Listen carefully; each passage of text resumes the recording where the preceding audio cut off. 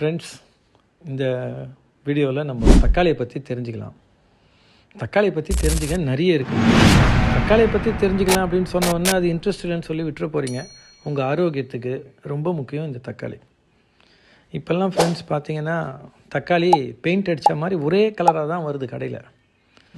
கொஞ்சம் காய், செங்காய், ரொம்ப காய், பழுத்தது, இல்லை ஓட்ட தக்காளின்னு சிலது இருக்கும். இந்த மாதிரி தக்காளிலாம் நீங்கள் பார்க்கவே முடியாது. இப்போ இருக்கிற தக்காளி பார்த்தீங்கன்னாக்கா செயற்கையாக பழுக்க வைக்கப்பட்டது ஃப்ரெண்ட்ஸ். இந்த தக்காளி அதனால தான் பெயிண்ட் அடித்த மாதிரி இருக்குது. இந்த தக்காளி பழுக்கலை. இது சும்மா கலர் மட்டும் ஏற்றி அனுப்பிச்சிருக்காங்க உங்களுக்கு.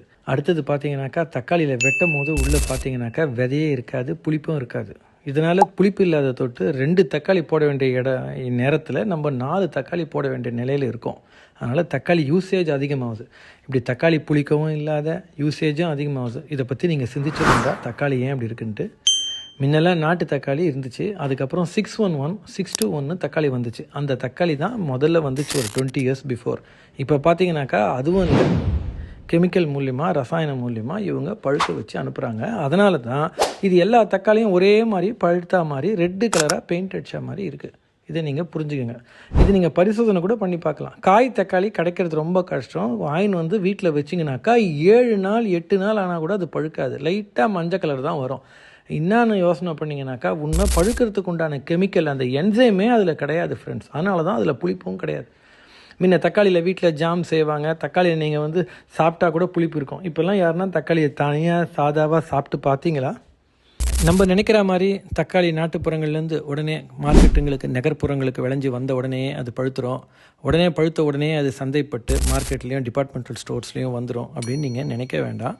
ஆகையினால் இப்போ வர தக்காளியெல்லாம் மரபணு மாற்றப்பட்டு வர தக்காளியாக இருக்கிறதுனால உடனே எல்லாம் பழுக்காது ஃப்ரெண்ட்ஸ். 6-7 நாள் ஆகும்.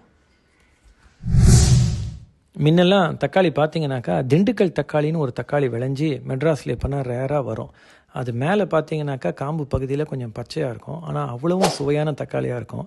இந்த நாட்டு தக்காளி கூட இன்றைக்கி எத்தனை பேருக்கு கவனம் இருக்கும்னு தெரியல. தோல்லாம் மெலிசாக இருக்கும். வேக வச்ச உடனேயே அந்த தோல்லாம் தனியாக பிரிஞ்சு வந்துடும்.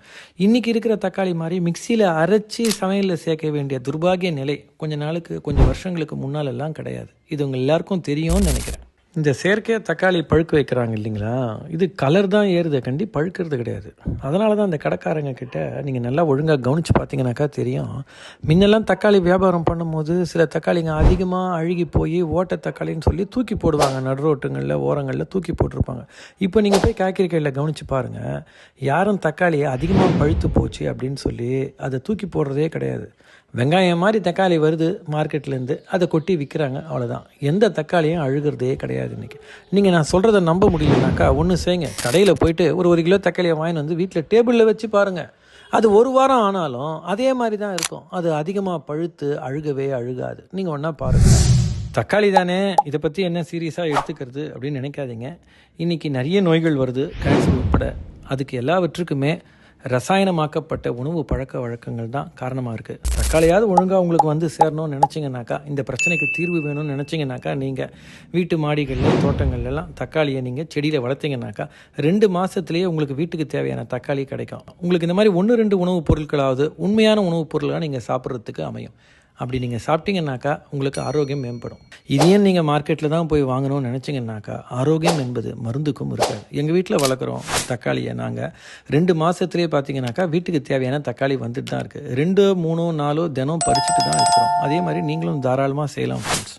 வருஷத்துக்கு ஒரே ஒரு நாள் இல்லை ஒரு சீசனில் மட்டும் வர மாம்பழத்தை செயற்கையாக பழுக்க வச்ச காரணத்தினால அரசாங்கம் பூமியில் கொட்டி புதைக்கிறத நம்ம டிவிலெல்லாம் பார்க்குறோம்.